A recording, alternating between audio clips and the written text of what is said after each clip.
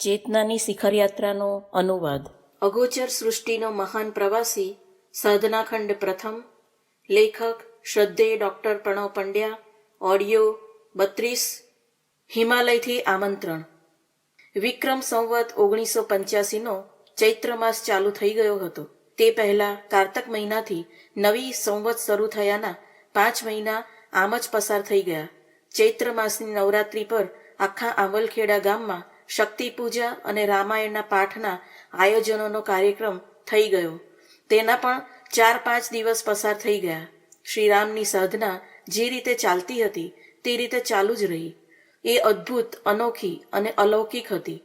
છતાં પણ એ દિવસોમાં તેમણે નિરાહાર રહેવાનો સંકલ્પ લીધો. માત્ર પાણી અને દૂધ પર જ રહ્યા.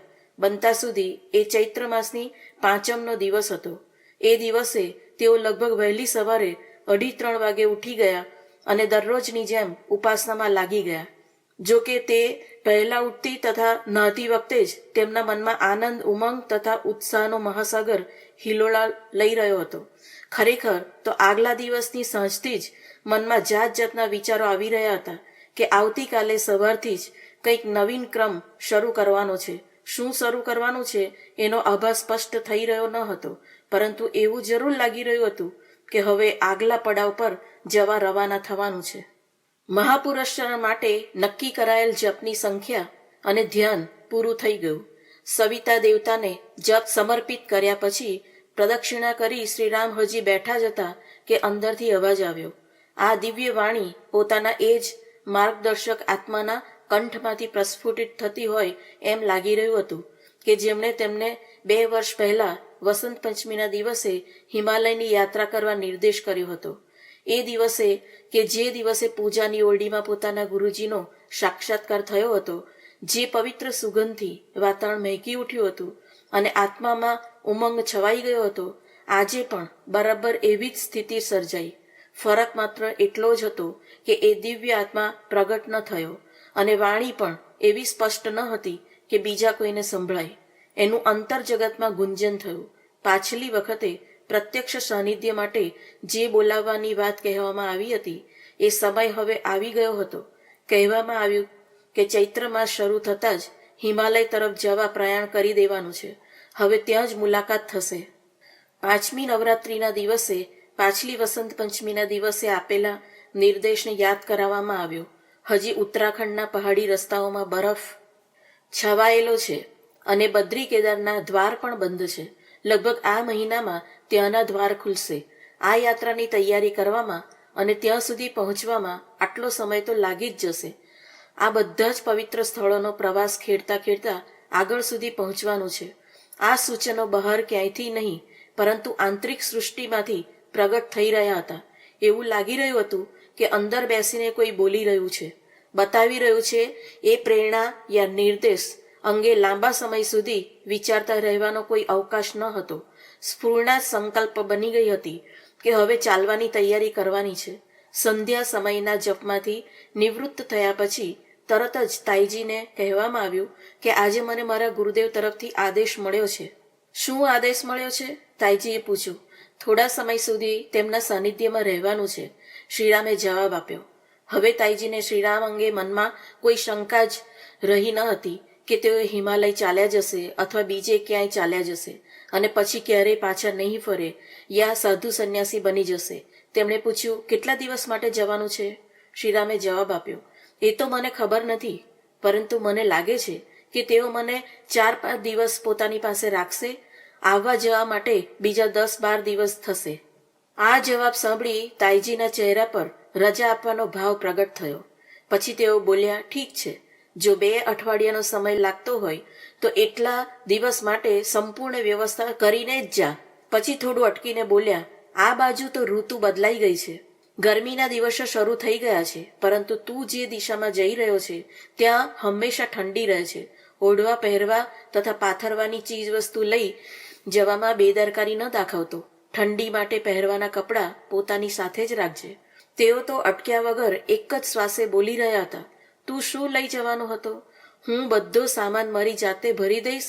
અને સાંભળ, પેલા પંડિતજી પાસે જઈને પૂછી લે. તેઓ અવારનવાર હરિદ્વાર, ઋષિકેશ જતા આવતા રહે છે. અને ઉપર છે ગંગોત્રી સુધી પણ જઈ આવ્યા છે. ત્યાંના રસ્તાઓ અંગે પણ તેમને પૂરતી જાણકારી છે. સાચી સલાહ તને ત્યાંથી જ મળશે. શ્રીરામે તાઈજી સાથે હિમાલયવાસી ગુરુદેવ તેમના દર્શન અને ભાવિ નિર્દેશો અંગે વધુ કોઈ ચર્ચા કરી ન હતી. 2-4 વાર તૂટક થયેલ વાતચીત દરમિયાન તેમણે માત્ર આટલું જ જણાવ્યું હતું કે તેમના ગુરુદેવ હિમાલયમાં ક્યાંક રહે છે. તેઓ ગમે ત્યાં આવી જઈ શકે છે, પોતાને અંતર્ધ્યાન કરી શકે છે, પ્રગટ પણ થઈ શકે છે, વગેરે વગેરે. જ્યારે તેમણે કહ્યું કે મારા ગુરુદેવનો સંદેશો આવ્યો છે, ત્યારે તાઈજીને સમજતા વાર ન થઈ કે શ્રીરામ પોતાના પેલા સિદ્ધ ગુરુ અંગે બતાવી રહ્યા છે. હવે એમનો વિશ્વાસ દ્રઢ બની ગયો હતો કે શ્રીરામ તેમને ક્યારેય પણ દૂર નહીં કરે અને ન તો બાવો કે જોગી બની જાય. તેમણે તો પોતાના ચિરંજીવને હિમાલય તરફ પ્રસ્થાન કરવા મંજૂરી આપી દીધી. શ્રીરામના સંબંધમાં દૂરના કાકા લાગતા પંડિત ધર્મદીને તેમને કહ્યું, ભાભી, આપ તેને એકલા ક્યાં જવા દો છો? ક્યાંક તેને કોઈ સાધુ સંન્યાસી વૈરાગની પડીકી ન પીવડાવી દે. તાઈજી આ રમૂજભરી સલાહ પર હસી હસીને બેવડ વળી ગયા. પછી તેમણે એટલું જ કહ્યું કે તેનો રસ્તો ખૂબ જ સુગમતાથી કપાઈ જાય, તેને કોઈ વધારે મુશ્કેલી ન પડે એવી કોઈ શિખામણ આપી શકો તેમ હો તો આપો. શ્રીરામ જેવી રીતે જઈ રહ્યો છે એ જ રીતે તે પાછો ફરશે એવો મને પાક્કો વિશ્વાસ છે. તાઈજીને બીજા અનેક લોકોએ પણ શ્રીરામને એકલા ન જવા દેવા યા હિમાલયથી બચવા રહેવાની સલાહ આપી દીધી. પરંતુ તાઈજીએ આ બધી વાતો સામે આંખ આડા કાન કરી દીધા અને જાણે તે ન સાંભળી હોય તેમ કરી દીધું. તેમને લાગી રહ્યું હતું કે ચૈત્ર વૈશાખ મહિનામાં પણ બદ્રી કેદારની આસપાસ હાડને ગાળી દેનારી, ગાત્રોને થીજવી દેનારી ઠંડી પડતી હોય છે. આ બાજુ પોષ મહા મહિનામાં જેવી ઠંડી હોય છે એના કરતાં અનેક ગણી ઠંડી એ બાજુ વૈશાખ જેઠ મહિનામાં રહેતી હોય છે. તાઈજી ક્યારેય પણ એ વિસ્તારમાં ગયા ન હતા, પરંતુ બદ્રી કેદારની યાત્રા કરી પાછા ફરેલા સાધુ સંતો તથા બીજા લોકો પાસેથી આ બધી વાતો સાંભળી હતી. એટલા માટે તેમણે શ્રીરામને ઠંડીના સમયે જે ગરમ ચીજ વસ્તુઓ ખવડાવતા હતા તે આપવાની ચાલુ રાખી. આ આહાર તેઓ ચૈત્ર માસની નવરાત્રી પછી બંધ કરી દેતા. આ ચીજ વસ્તુમાં ખાસ કંઈ ન હતું.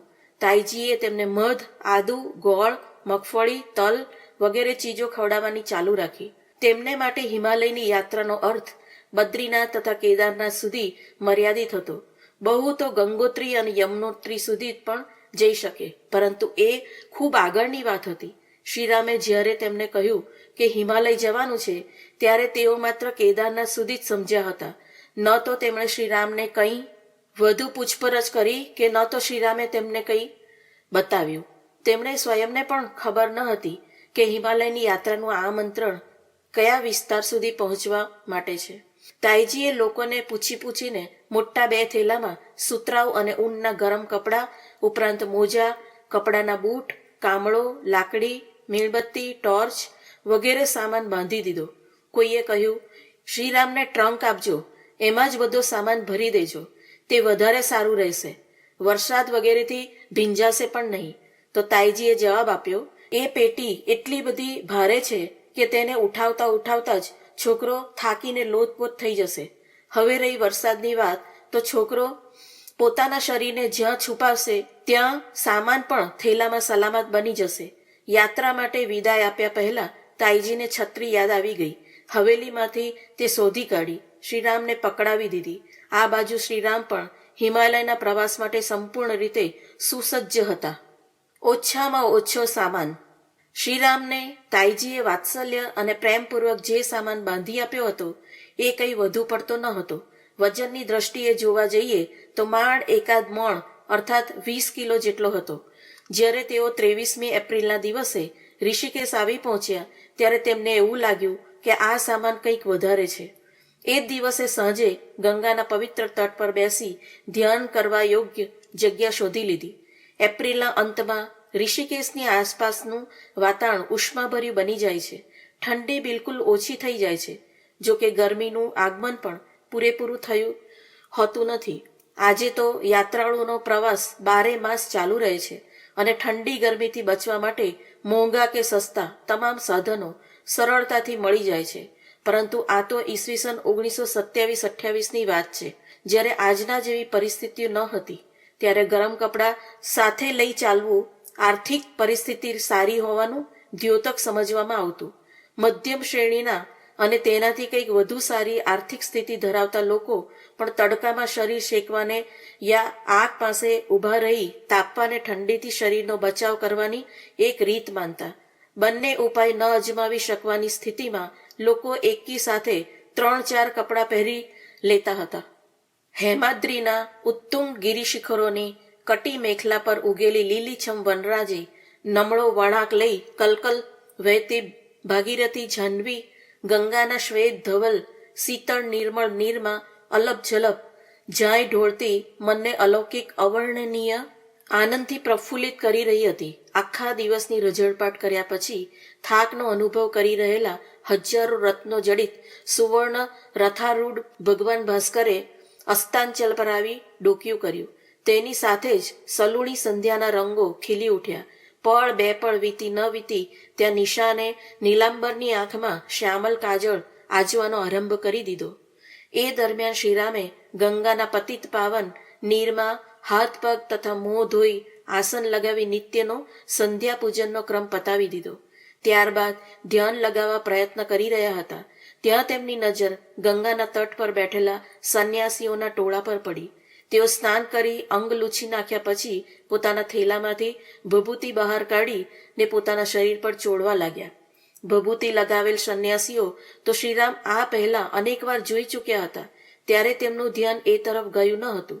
પરંતુ આજે તેમને સમજાયું કે શરીરને ઠંડીથી બચાવવા આ એક સારી રીત છે.